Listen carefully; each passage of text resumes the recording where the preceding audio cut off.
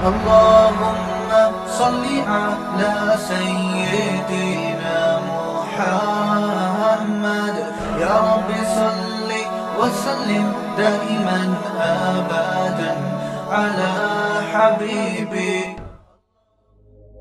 سورہ فاتحہ کے پہلے کچھ فضائل میں بیان کروں گا جو صحیح احادیث میں وارد ہوئے ہیں. صحیح بخاری میں ہیں، رسول اللہ صلی اللہ علیہ وسلم کا قول ہے کہ آپ صلی اللہ علیہ وسلم نے فرمایا لَأُعَلِّمَنَّكَ سُورَةً هِيَ أَعْظَمُ السُّوَرِ فِي الْقُرْآنِ قَبْلَ أَن تَخْرُجَ مِنَ الْمَسْجِدِ. صحابی کہتے ہیں ثُمَّ أَخَذَ بِيَدِي فَلَمَّا أَرَادَ أَن يَخْرُجَ قُلْتُ لَهُ أَلَمْ تَقُلْ لَأُعَلِّمَنَّكَ سُورَةً هِيَ أَعْظَمُ سُورَةٍ فِي الْقُرْآنِ. صحابی رسول کہتے ہیں نبی صلی اللہ علیہ وسلم نے فرمایا کہ مسجد میں نکلنے سے پہلے میں تمہیں ایک ایسی صورت بتاؤں گا جو قرآن مجید میں سب سے افضل صورت ہے، سب سے عظیم صورت ہے. جب نکلنے لگے تو صحابی فرماتے ہیں میں نے یاد دلایا تو آپ صلی اللہ علیہ وسلم نے فرمایا سب سے عظیم صورت ہے الحمدللہ رب العالمین، اور آگے پوری سورہ فاتحہ. تو یہ بڑی فضیلت ہے. قرآن مجید میں بھی اللہ نے اس کی فضیلت کو بیان کیا، فرمایا وَلَقَدْ آتَيْنَاكَ سَبْعًا مِّنَ الْمَثَانِي وَالْقُرْآنِ الْعَظِيمِ. اے نبی ہم نے آپ کو 7 وہ صورتیں دی ہیں جو بار بار دہرائی جاتی ہیں اور باقی قرآن. تو یعنی اس صورت کو الگ سے اللہ نے بیان کیا کہ باقی قرآن بھی دیا اور یہ 7 صورتیں بھی دیں. تو یہ اس کی علامت ہے کہ اس صورت کی اللہ کی نظر میں بہت اہمیت ہے. اور اللہ نے اس کی صفت یہ بیان کی بار بار دہرائی جانے والی بار بار دہرائی جانے والی صورت. تو یہ بھی اس کی ایک فضیلت ہے کہ بار بار نمازوں میں دہرائی جاتی ہے. نماز میں قرآن کا کوئی بھی حصہ اتنا زیادہ نہیں پڑھا جاتا جتنی سورہ فاتحہ کو پڑھا جاتا ہے. تو بہت بڑی فضیلت ہے. اور آپ صلی اللہ علیہ وسلم نے فرمایا لم ينزل فی التوراۃ ولا فی الانجیل سورۃ مثل سورۃ الفاتحۃ ولا اعظم منها. آپ صلی اللہ علیہ وسلم نے فرمایا نہ اللہ نے تورات میں اس سے بہتر سورت نازل کی، نہ انجیل میں، اور نہ باقی قرآن میں اس سے بہتر سورت نازل کی ہے. اور ایک اور حدیث میں آتا ہے کہ رسول اللہ صلی اللہ علیہ وسلم نے ارشاد فرمایا کہ اللہ تعالیٰ فرماتے ہیں قسمت الصلاۃ بینی و بین عبدی. اللہ تعالیٰ فرماتے ہیں میں نے اپنے اور بندے کے درمیان نماز کو ڈیوائڈ کر دیا ہے. تو یہاں نماز سے مراد فاتحہ ہے، یعنی اس کی اتنی اہمیت ہے کہ اللہ نے فاتحہ کو نماز سے تعبیر کیا ہے. تو فرمایا کہ جب کوئی بندہ نماز میں کھڑا ہو کر کہتا ہے الحمدللہ رب العالمین تو اللہ تعالیٰ فرماتے ہیں حمیدنی عبدی، میرے بندے نے میری حمد و ثنا کی، یعنی فرشتوں سے فخر سے کہتے ہیں. اور جب وہ کہتا ہے کہ الرحمن الرحیم، بڑا مہربان نہایت رحم کرنے والا، تو اللہ فرشتوں سے کہتے ہیں اثنا علی عبدی، میرا بندہ زبان سے میری تعریف کر رہا ہے. اور جب وہ کہتا ہے مالک یوم الدین تو اللہ تعالیٰ فرشتوں سے کہتے ہیں مجدنی عبدی، دیکھو میرا بندہ میری بزرگی بیان کر رہا ہے. اور جب انسان، یہ تو وہ ہے جو اللہ یعنی اللہ کا حصہ ہے، یعنی حدیث میں آتا ہے نا میں نے نماز کو اپنے اور بندے کے درمیان ڈیوائڈ کیا، تو کچھ حصہ میرا ہے اور کچھ بندے کا ہے، تو یہ والا تو میرا ہو گیا، یہ میری تعریفیں کر رہا ہے یہ. اور فرمایا کہ جب یہ کہتا ہے ایاک نعبد و ایاک نستعین، اے اللہ ہم تیری عبادت کرتے ہیں، تجھ سے مدد طلب کرتے ہیں، تو اللہ تعالیٰ فرماتے ہیں ھذا بینی و بین عبدی، کہ میرے اور بندے کے درمیان ایگریمنٹ ہے کہ یہ توحید پر قائم رہے گا. اور اب اس نے جب ایگریمنٹ کر لیا اور میری تعریفیں بھی کر دی تو اب ولی عبدی ما سأل، اس کا حصہ کیا ہے کہ اب جو یہ مانگے گا اس کو ملے گا. تو اب یہ مانگے گا کیا، اللہ تعالیٰ ہم پہ چھوڑ دیتے، ہم الٹی سیدھی مانگنا شروع کر دیتے. تو اس لیے اللہ نے فرمایا کہ بڑی چیز مانگو خود، کیونکہ اللہ کی رحمت جوش میں اور اللہ کو پتہ ہے کہ میں دعا قبول کروں گا، تو اس لیے اللہ نے اچھی دعا مانگنے کا ہمیں حکم دیا جو اہم تھی. اور حکم کیا دیا، اہدنا الصراط المستقیم، کہ اللہ تو ہمیں سیدھے راستے پر چلا، صراط الذین انعمت علیہم غیر المغضوب علیہم ولا الضالین. تو یہ اس طرح سے اللہ تعالیٰ نے فاتحہ کو 2 حصوں میں ڈیوائڈ کیا ہے حدیث کے مطابق.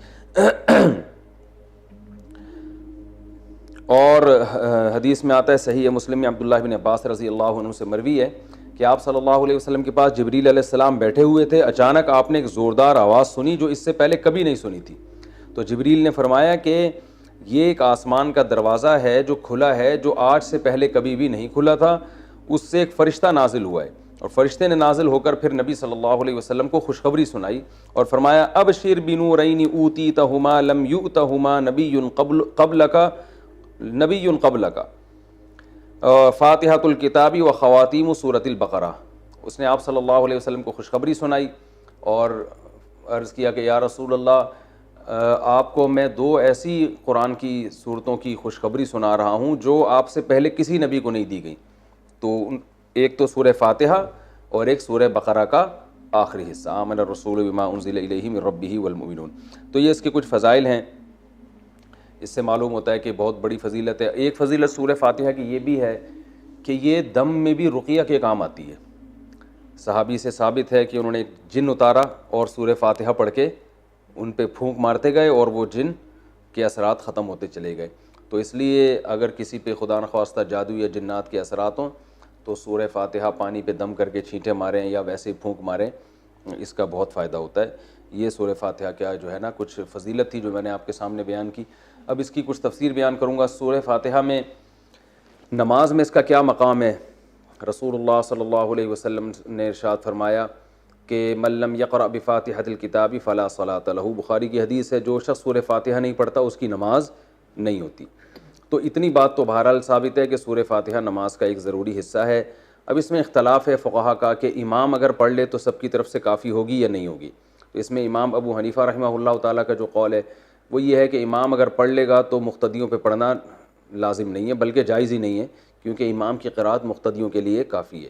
اور امام شافعی رحمہ اللہ تعالیٰ کی رائے یہ ہے کہ امام جب پڑھے گا سورہ فاتحہ تو مقتدی پر بھی واجب ہے، چاہے جہری نماز ہو یا سری نماز ہو. اور بعض ائمہ کے نزدیک سری نماز میں تو امام پڑھے گا اور جہری میں نہیں پڑھے گا. تو سب کے اپنے دلائل ہیں. امام شافعی رحمہ اللہ تعالیٰ کی دلیل ہے یہی حدیث کہ جو شخص فاتحہ نہیں پڑھتا اس کی نماز نہیں ہوتی. وہ کہتے ہیں اس میں تو یہ نہیں ہے کہ امام اور مقتدی کا فرق نہیں کیا گیا، لہذا سب کے بارے میں ہے یہ.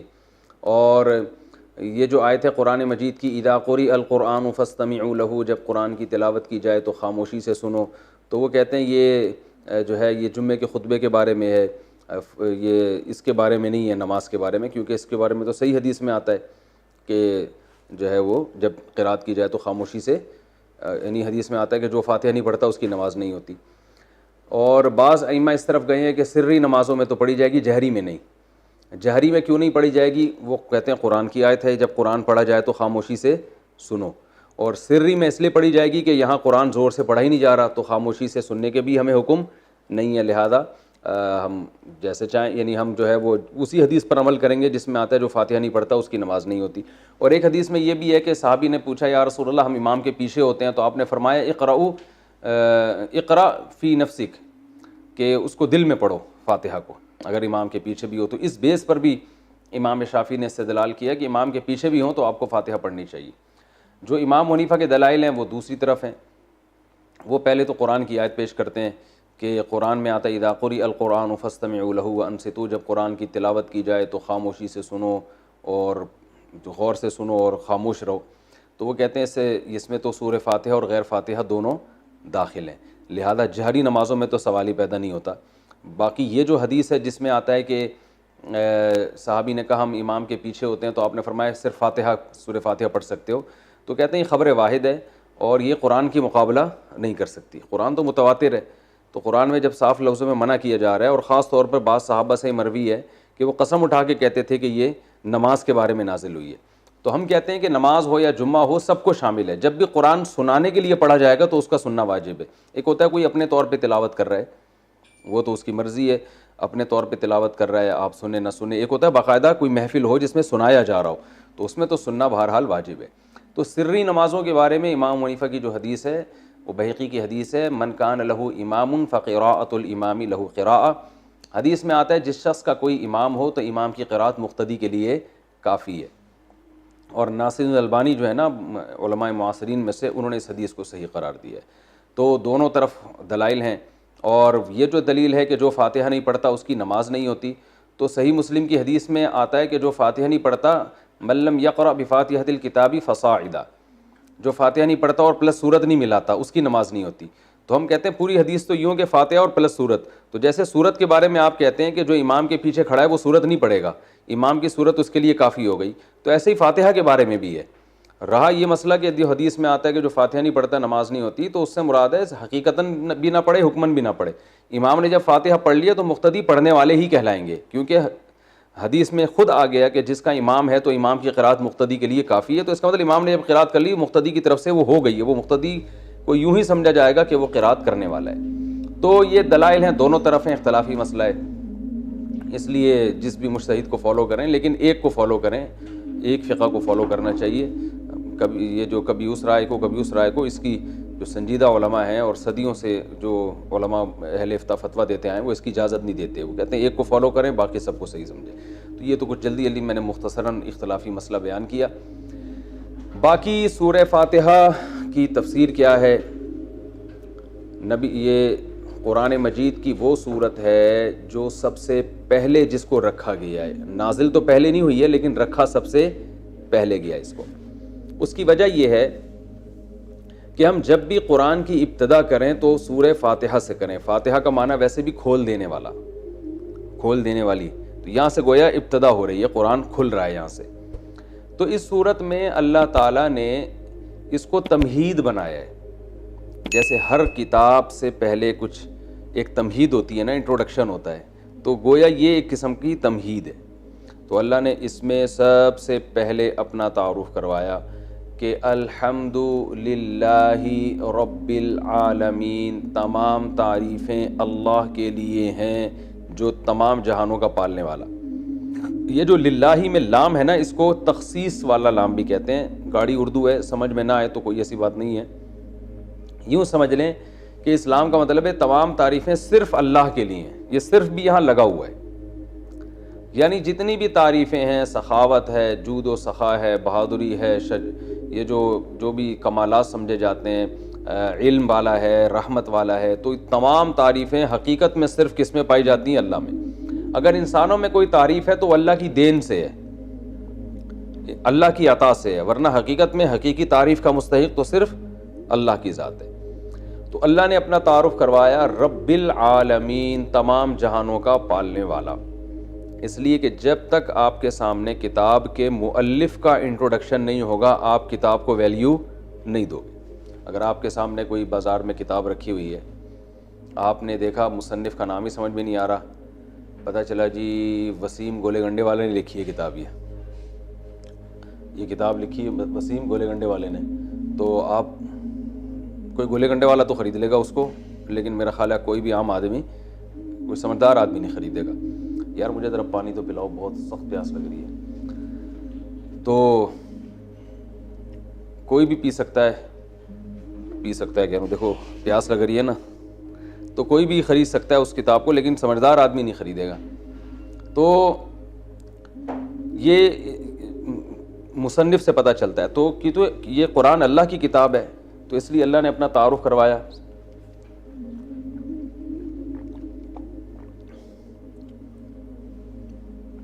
ایک اور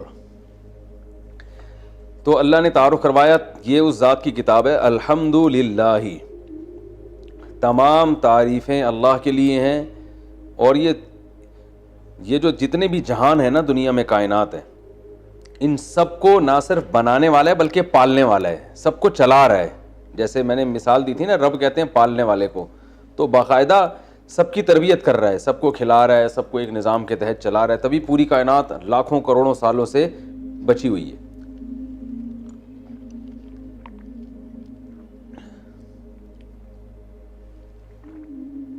جزاک اللہ. الحمدللہ. تو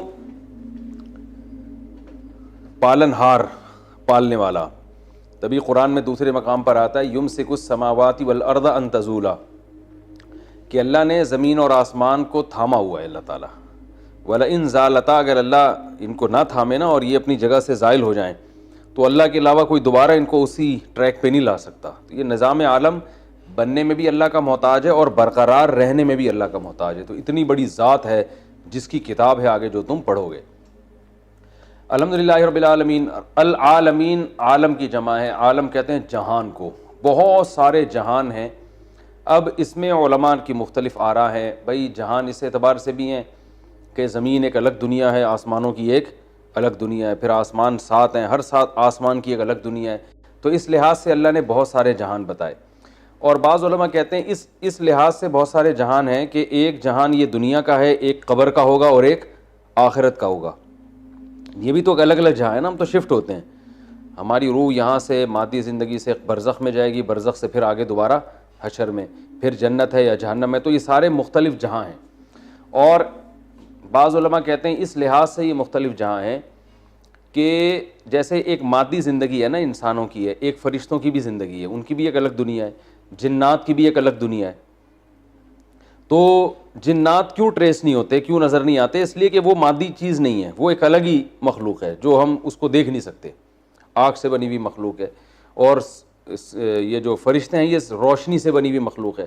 تو یہ بالکل ایک الگ جہاں ہے. تو اس لیے انسان کی جو ریسرچ ہے نا، جو مادی ذرائع ہیں تحقیق کے، اس میں یہ آتے ہی نہیں ہے. تو یہ الگ الگ جہان اللہ نے بنائے ہیں فرشتوں کی. ہو سکتا ہے یہاں بہت سارے فرشتوں میں نظر نہیں آ رہے، یہاں ہزاروں جنات تو ہمیں نظر، اور شکر ہے کہ نظر نہیں آ رہے، کیونکہ ہمیں نظر آئیں تو پھر جنات کو ہم نظر نہیں آئیں گے، ہم یہاں سے شارٹ ہو جائیں گے. ٹھیک ہے نا. تو ہوتے ہیں جنات بھی گھوم رہے ہوتے ہیں دائیں بائیں، اور مجھے تو کئی دفعہ آپ کے بارے میں وہم ہوا. خیر اچھا، تو یہ بھی ایک الگ جہان ہے جنات کا. تو ایسے یعنی جس لحاظ سے بھی جتنے بھی جہان ہیں سب کو اکیلا پالنے والا کون ہے؟ اللہ ہے. تو اللہ بتا رہے ہیں یہ تو ایک جہاں نہیں، اور بھی بہت سارے جہاں ہیں، ایک الگ دنیا ہے، کہکشاؤں کی ایک الگ دنیا ہے. تو رب العالمین الرحمن الرحیم.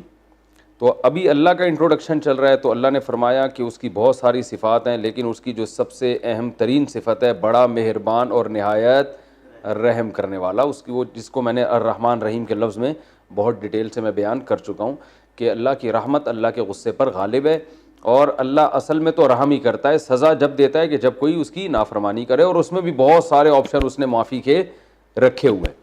تو ایک بادشاہ ہوتا ہے نا، کچھ ظالم ہوتے ہیں کچھ رحم دل ہوتے ہیں. تو رحم دل معاف زیادہ کرتے ہیں اور اپنے رعایا کو نوازتے زیادہ ہیں اور سزا کم دیتے ہیں، لیکن ظالم جو ہیں وہ لوگ ان سے ڈرتے رہتے ہیں.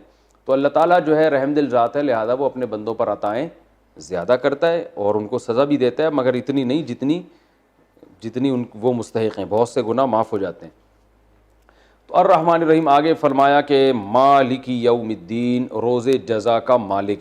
دیکھیں مالک تو اللہ اس جہاں کا بھی ہے اس جہاں کا بھی ہے، لیکن روز جزا کا مالک اس لیے اللہ نے بیان کیا کہ اس دنیا میں عارضی طور پر انسانوں کی بھی حکومت ہوتی ہے، لہذا انسان ایک دوسرے پہ ظلم کرتے ہیں اور اللہ یہ ظلم ہونے دیتا ہے، کیونکہ اللہ نے اختیارات دے دیے ہیں کہ تم چاہو تو سیدھے راستے پہ چلو، تم چاہو تو غلط راستے پہ چلو. اس قسم کے اختیارات اللہ نے ہمیں دے دیے.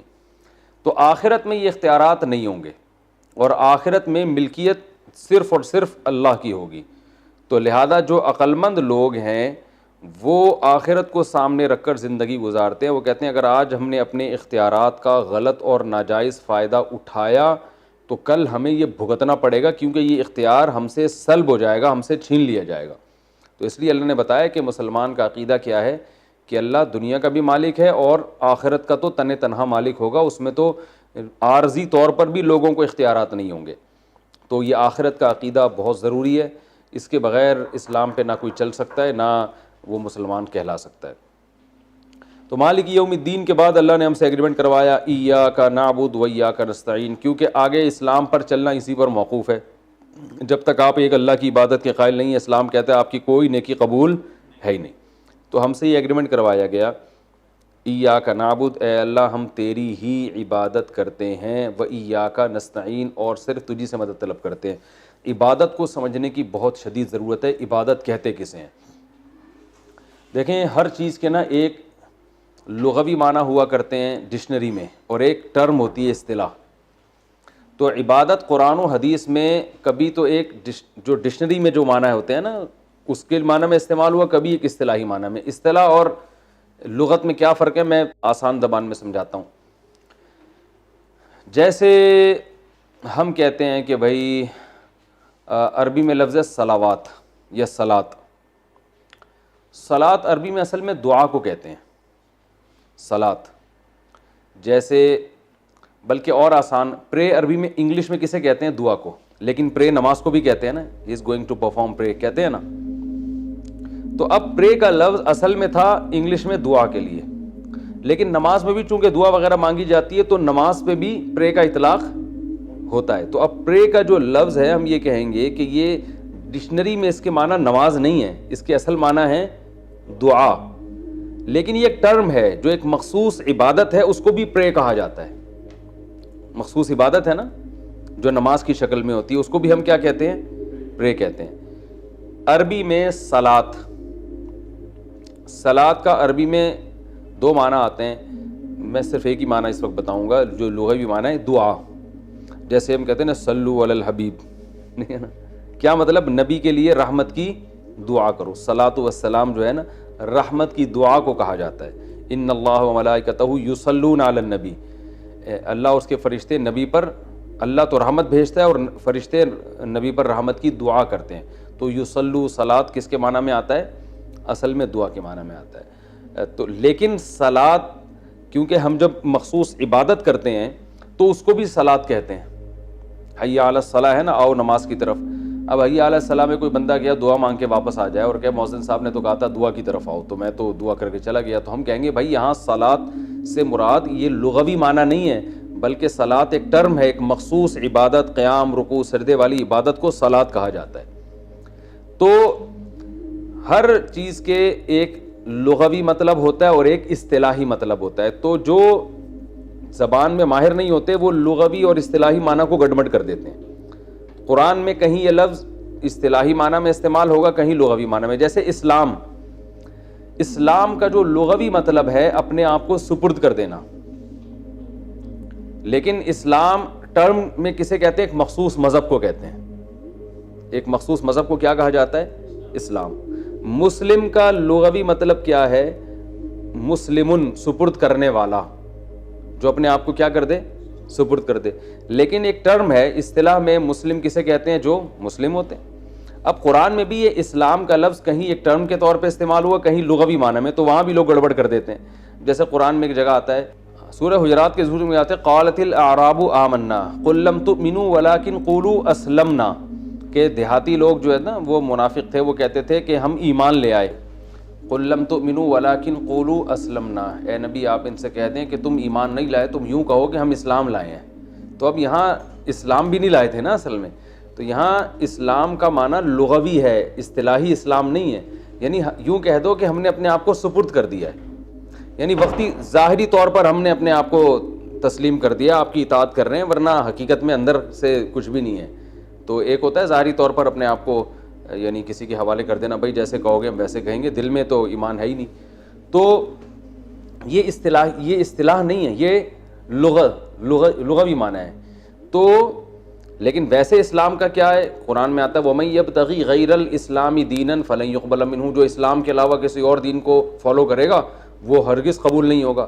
ایک طرف اللہ کہہ رہے ہیں تم یہ کہو ہم اسلام لائے، تم ایمان تو لائے نہیں ہو، دوسری طرف اللہ کہہ رہے ہیں اسلام کے علاوہ کوئی دین قبول ہی نہیں ہے۔ تو پتہ چلا وہاں اسلام اور ایمان کا ایک مطلب ہے، یہاں اسلام اور ایمان کے الگ الگ مطلب ہیں۔ تو یہاں الگ الگ اس لیے کہ یہاں اسلام سے مراد، ایک آیت میں اسلام سے مراد ہے لغوی اسلام، صرف ظاہری طور پر اپنے آپ کو سپرد کر دینا، اور ایک جگہ اسلام کے ٹرم ہے جو ایک مذہب پہ جس کا اطلاق ہوتا ہے۔ تو یہ لغوی اور اصطلاحی معنی میں فرق نہ ہونے کی وجہ سے نا بہت لوگ قرآن میں بھی کنفیوز ہوتے ہیں، اور کہاں کی، اور یہ آج کل جو تحریفیں ہو رہی ہیں نا قرآن کی آیتوں میں وہ اسی طرح سے ہو رہی ہیں کہ ایک لغت کا معنی تھا کچھ اور اصطلاح میں کچھ اور، تو وہ اصطلاحی معنی ادھر لگا دیا، وہ والا ادھر، تو ایسے گڑمٹ کر دیتے ہیں۔ تو ایسے ہی خوب اچھی طرح سمجھ لیں کہ عبادت کے بھی ایک لغوی معنی ہے اور ایک اصطلاحی معنی ہے، اور قرآن و سنت میں کہیں عبادت لغوی معنی میں استعمال ہوا یہ لفظ، کہیں اصطلاحی معنی میں۔ تو عبادت لغت میں کہتے ہیں غلامی، غلامی، کسی کی بھی آپ غلامی اختیار کریں گے تو آپ اس کی عبادت کرنے والے کہلائیں گے، یعنی عبادت سے مراد جس کو لغت میں ڈکشنری میں عبادت کہتے ہیں غلامی، تبھی عربی میں عبد کہتے ہیں غلام کو، آتا نا بنی عبد فلان، فلاں کا غلام تھا، پہلے غلام ہوا کرتے تھے تو عبد کہتے تھے غلام کو۔ حالانکہ عبادت جو ٹرم ہے اس معنی میں تو کسی کا غلام بننا جائز ہے ہی نہیں، وہ تو شرک ہو جائے گا، لیکن ایک جو ٹرم کے علاوہ جو لغوی معنی میں عبادت ہے وہ کسی کی بھی آپ غلامی اختیار کر سکتے ہیں۔ تو عبادت کے جو لغوی معنی ہیں وہ ہیں کسی کی غلامی اختیار کرنا، اور عبادت کے اصطلاحی معنی کیا ہیں؟ تو عبادت کی جو اصطلاحی تعریف ہے وہ پہلے عربی میں بتا دیتا ہوں، آپ بے شک اردو میں یاد کر لیے گا۔ العبادت عبارت عن الاعتقاد بأن للمعبود سلطة غیبیة یقدر بها على النفع والضرر بدون سبب، فكل دعاء وثناء وتعظیم ينشأ من هذا الاعتقاد فهي عبادہ. مشکل ہے، اردو میں سمجھاتا ہوں کہ آپ جب کسی کے بارے میں یہ کانسیپٹ ہو، آپ کا یہ عقیدہ ہو کہ فلاں ذات، چاہے وہ کوئی بھی ہو، فلاں ذات کو یہ قدرت اور طاقت حاصل ہے کہ وہ مجھے جب چاہے فائدہ اور جب چاہے نقصان پہنچا سکتا ہے، اور فائدہ اور نقصان پہنچانے کے لیے وہ کسی ریزن کا، سبب کا محتاج نہیں ہے. لاجک نہیں چاہیے اس کو کوئی. کسی کے پاس بھی ایسی قدرت ہے تو جس کے بارے میں یہ نظریہ ہوگا کہ جس کو یہ قدرت حاصل ہے، تو اس کی زبان سے یا اپنے باڈی سے اس عقیدے کے ساتھ جو تعظیم ہوگی، یہ والی تعظیم عبادت کہلائے گی. سمجھ رہے ہیں؟ مثال کے طور پر آپ اپنے ابا کے سامنے دو زانوں بیٹھے ہوئے ہیں تمیز سے، یہ تعظیم ہے نا ابو کی. جیسے ہم نماز میں بیٹھتے ہیں نا، ایسے احتیاط کی شکل میں آپ اپنے والد محترم کے سامنے ایسے تمیز سے بیٹھے ہوئے ہیں آپ، جو کہ آج کل بیٹھنا لوگوں نے چھوڑ دیا ہے، لیکن آپ اتفاق سے تمیز سے بیٹھے ہوئے ہیں. اور آپ کا اپنے ابا کے بارے میں یہ خیال نہیں ہے کہ یہ جب چاہیں جیسے چاہیں مجھے فائدہ یا نقصان پہنچا سکتے ہیں، ظاہر ہے نہیں ہوتا.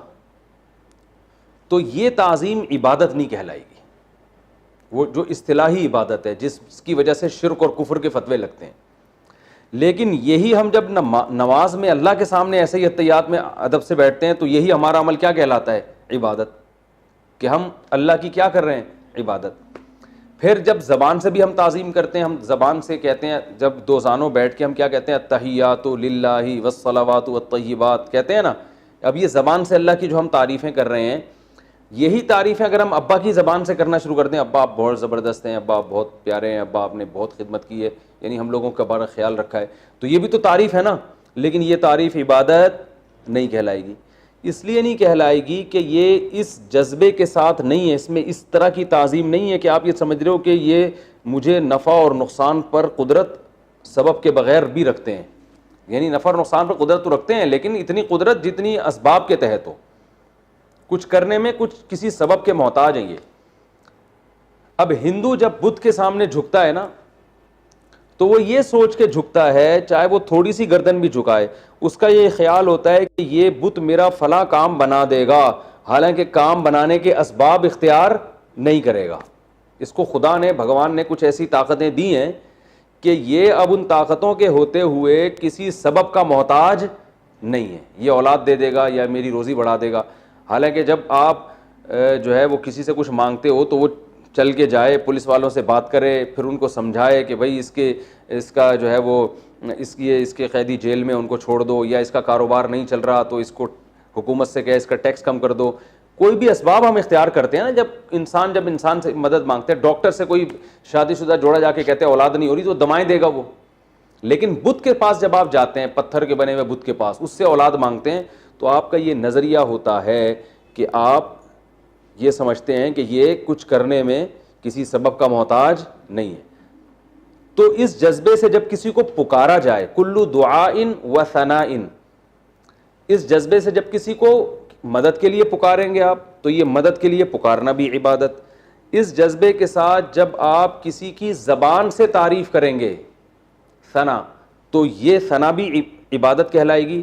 اور اس جذبے کے ساتھ اب آپ کسی بھی طرح سے جب کسی کی تعظیم کریں گے، اس کو رسپیکٹ دیں گے، تو یہ رسپیکٹ دینا عبادت کہلائے گا. اسلام میں یہ عمل اللہ کے علاوہ کسی اور کے ساتھ جائز نہیں ہے. سمجھ میں آ رہی ہے بات؟ تو یہ اصطلاح میں عبادت کا یہ مفہوم ہے. اب دیکھو، اگر کوئی رسول اللہ صلی اللہ علیہ وسلم کو مدد کے لیے پکارتا ہے کہ یا رسول اللہ آپ میری مدد کریں، تو وہ نبی کو جو پکار رہا ہے وہ اس نیت کے ساتھ کہ نبی میری مدد کریں گے بغیر کسی سبب کے. ظاہر ہے قبر میں سے اٹھ کے آنا اور کسی کے کام بنانا، یہ تو کوئی سائنٹیفک لاجک تو نہیں بنتی نا اس کی. تو اس لیے یہ پکار بھی عبادت ہے، اور اس کی بھی شریعت میں اجازت نہیں ہے. کسی پیغمبر کو بھی نہیں آپ پکار سکتے اس طریقے سے. تو یہ بھی کفر کہلائے گا، یہ عمل بھی کیا کہلائے گا؟ شرک کہلائے گا. بعض لوگ یہ کہتے ہیں کہ اللہ نے نبی کو اختیارات دیے ہیں، نبی ان اختیارات سے یہ کام کریں گے، تو قرآن میں جگہ جگہ اس کی نفی ہے کہ اللہ نے کسی کو اس قسم کے اختیارات نہیں دیے، کیونکہ جو مشرکین بتوں کو پکارتے تھے نا، وہ یہ کہتے تھے کہ جو اوپر جو بھگوان ہے یا جو خدا ہے یا جو اللہ ہے اس نے ان بتوں کو اختیارات دیے ہوئے ہیں۔ تو قرآن نے یہی کہا ہے کہ تمہارے پاس کیا دلیل ہے کہ اللہ نے ان کو اختیارات دیے ہیں؟ تو پتھر کی بنی ہوئی چیزیں، ان کو تو نہ چل سکتے ہیں نہ ہاتھ سے کچھ پکڑ سکتے ہیں، تو کچھ بھی نہیں، کسی کو اللہ نے نہیں دی۔ اللہ نے اسباب سے ہٹ کے کام کرنے کا اختیار اللہ نے سارا اپنے پاس رکھا ہے، اس میں کسی پیغمبر کو، کسی فرشتے کو، کسی انسان کو شریک کیا ہی نہیں ہے، یہ سب کچھ اللہ کے ہاتھ میں۔ تو اس لیے اصطلاح والی عبادت وہ اللہ کے علاوہ کسی اور کی جائز نہیں ہے۔ ہاں ویسے ہم کہہ سکتے ہیں ہم نبی صلی اللہ علیہ وسلم کے غلام ہیں، اس لحاظ سے ہم سب عبد ہیں، اور عربی میں جو عورت ہوتی ہے وہ اس کو اماں کہتے ہیں۔ اماں کا مطلب جو باندھی ہو، جو عبد کا معنی غلام اور اماں کا معنی باندھی، تو یہ انسانوں کے بھی ہوتے ہیں۔ تو غلام تو کوئی بھی، ہم اپنے والدین کے غلام ہیں، کہتے ہیں نا ہم بھائی ہم جو ہے نا اپنے اساتذہ کے غلام ہیں، ہم بزرگوں کے غلام ہیں۔ تو یہ غلامی عبادت نہیں ہے، کیونکہ اس میں جب آپ کسی کی تعظیم، اور یہ تعظیم بھی عبادت نہیں ہے۔ آپ کسی بزرگ کے سامنے سجدہ بھی کر لو اگر، تو اس عمل کو عبادت نہیں کہیں گے۔ ہاں گناہ ضرور کہیں گے کہ شریعت نے اتنی بڑی تعظیم سے منع کیا ہے۔ بھائی تعظیم کی بھی کچھ حدود ہے نا، تمیز سے بیٹھ گئے دو زانوں، چلو کبھی پاؤں چومنا بھی سمجھ میں آتا ہے، لیکن آپ اس کے سامنے سر رکھ کے سجدہ کرو تو یہ عمل شرک نہیں کہلائے گا، بلکہ یہ عمل ناجائز تعظیم۔ شرک اس لیے نہیں کہلائے گا کہ آپ کا یہ عقیدہ تھوڑی ہے کہ آپ کی بگڑی بنا سکتا ہے، تو آپ جب اس کی تعظیم کر رہے ہو تو یہ تعظیم عبادت نہیں کہلائے گی، بس تعظیم برائے تعظیم کہلائے گی۔ اور اگر حدود سے تجاوز ہے اس تعظیم میں تو گناہ کہیں گے، شرک نہیں کہیں گے، اس کو گناہ کہیں گے۔ تو اسی وجہ سے کہ شریعت میں کسی اور کے سامنے سجدہ کرنے کی اجازت نہیں ہے، تو اس لیے علماء کہتے ہیں سجدے کی دو قسمیں ہیں، ایک وہ سجدہ جس سے انسان کافر ہو جاتا ہے، اور ایک وہ سجدہ جس سے کافر تو نہیں بلکہ گنہگار ہوتا ہے۔ تو جیسے قبروں کو یا بزرگوں کو کوئی اگر سجدہ کرتا ہے تو اگر عبادت کی نیت سے کرے گا تو کافر ہو جائے گا، صرف تعظیم کی نیت سے کرے گا تو کافر نہیں ہوگا۔ تو وہ فرق کیا ہے عبادت کی نیت اور تعظیم میں؟ بھائی عبادت میں یہ جذبہ ہوتا ہے کہ یہ جو ہے نا میری بگڑی بنا سکتا ہے، یہ اس کو اختیارات حاصل ہیں، یہ مجھے روزی دے سکتا ہے، مجھے اولاد دے سکتا ہے، اس جذبے کے ساتھ سجدہ کریں گے تو کافر ہو جائیں گے۔ اور اس جذبے سے کے بغیر ویسے ہی کسی کی عقیدت محبت میں آ کے آپ اس کے سامنے زمین پہ سر رکھ دیتے ہو تو یہ عمل گناہ کبیرہ تو ہے، مگر اس سے انسان کافر نہیں ہوتا، کیونکہ کافر ہوتا ہے غیر اللہ کی عبادت سے، اور یہ عمل عبادت نہیں۔ تو یہ عبادت خوب اچھی طرح سمجھ گئے نا عبادت کا مطلب کیا ہے۔ تو اب عبادت کے مختلف ارکان ہیں، مختلف اقسام ہیں کہ کون کون سی تعظیمیں ہیں جو لوگ کر رہے ہیں مختلف، وہ میں بتاتا ہوں۔ پہلے میں عبادت کا جو لغوی معنی ہے اس معنی میں بھی قرآن میں عبادت کا لفظ استعمال ہوا ہے۔ جیسے قرآن میں آتا ہے وَمَا خَلَقْتُ الْجِنَّ وَالْإِنسَ إِلَّا لِيَعْبُدُونَ، میں نے انسان اور جنات کو اس لیے بنایا تاکہ وہ میری غلامی کریں۔ تو یہاں عبادت سے اصطلاحی عبادت مراد نہیں ہے، بلکہ کیا ہے؟ لغت میں غلامی۔ تو ہماری پیدائش کا بنیادی مقصد یہ تھا کہ جو اللہ کہے ہم اس پر عمل کریں، لہذا اللہ جب عبادت کا کہے گا تو ہم عبادت کریں گے، جب عبادت سے منع کرے گا تو ہم منع ہو جائیں گے۔ اب دیکھیں جب عبادت سے منع کرے گا تو ہم رک جائیں گے تو وہ عمل بھی عبادت کہلائے گا، حالانکہ ہم عبادت نہیں کر رہے۔ مثال کے طور پر اللہ نے سورج نکلتے ہوئے سجدہ کرنے سے منع کیا، سورج جب نکل رہا ہو تو ہم نماز نہیں پڑھ سکتے، تو نماز پڑھنے سے منع کیا نا۔ ہم جب نماز پڑھنے سے رک جاتے ہیں اللہ کے کہنے پر تو یہ عمل کیا ہے؟ ہم عبادت سے رک گئے، مگر ہم یہ اللہ کی غلامی میں کر رہے ہیں، تو یہ عمل بھی عین عبادت ہے۔ تو اب یہ کیسے ہو سکتا ہے کہ ایک کام عبادت ہو بھی اور نہیں بھی ہو؟ تو بھائی عبادت اصطلاحی لحاظ سے تو یہ عبادت نہیں ہے، اصطلاح میں جس کو عبادت کہتے ہیں نا وہ عمل نہیں کر رہے، لیکن لغت میں جس کو عبادت کہتے ہیں غلامی وہ کر رہے ہیں، کیونکہ ہم اللہ کی غلامی میں سجدے سے بچ رہے ہیں۔ نہیں آ رہی میرا خیال ہے بات سمجھ میں آ رہی ہے؟ بھائی اصطلاح میں عبادت تو نماز کو، روزے کو، زکوٰۃ کو کہیں گے نا، جو صرف اللہ کی جاتی ہے۔ اصطلاح میں عبادت کہتے ہیں نماز، سجدہ، روزہ، یہ سب جو چیزیں ہیں یہ عبادت کہلاتی ہیں، لیکن لغت میں عبادت غلامی کو، کسی کی بھی اطاعت۔ تو قرآن میں اللہ نے فرمایا کہ میں نے انسان اور جنات کو پیدا کیے میری عبادت کریں، کیا مطلب؟ میری فرما برداری کریں۔ تو اس میں نماز بھی آتی ہے، ماں باپ کا کہنا ماننا بھی آتا ہے، اور جناب اس میں شادی بیاہ بھی آتا ہے، ٹھیک ہے نا، اس میں ولیمے کا کھانا بھی آ رہا ہے، اور اس میں اپنی صحت بنانا بھی آتا ہے، یہ بھی عبادت ہے۔ بھائی اللہ نے حکم دیا صحت بناؤ، تو اس میں حلال چیزیں کھانا بھی آتا ہے, اللہ نے کہا کہ حلال چیزیں کھاؤ. تو یہ سب چیزیں عبادت کے مفہوم میں داخل ہیں, وہ عبادت جس کو لغت میں عبادت کہتے ہیں. لیکن ٹرم جو عبادت کی ہے وہ صرف وہ کھانا کھانے کو عبادت نہیں کہیں گے آپ, بلکہ والدین کی خدمت کرنے کو بھی آپ عبادت نہیں کہہ سکتے, کیونکہ وہ ایک ٹرم ہے نا, ٹرم کہ کسی کی تعظیم, وہ تو صرف اللہ کی تعظیم ہوگی نا اس جذبے کے ساتھ. تو وہ عبادت نماز ہے, روزہ ہے, زکوٰۃ ہے, حج ہے, تسبیحات ہیں, اعتکاف ہے, اور یہ جہاد بھی اس میں داخل نہیں ہے اس عبادت میں. تو یہ فرق جو ہے خوب اچھی طرح سمجھ لینا ضروری ہے, اصطلاح میں عبادت کسے کہتے ہیں اور لغت میں عبادت کسے کہتے ہیں. وقت ہو گیا میرا خیال ہے.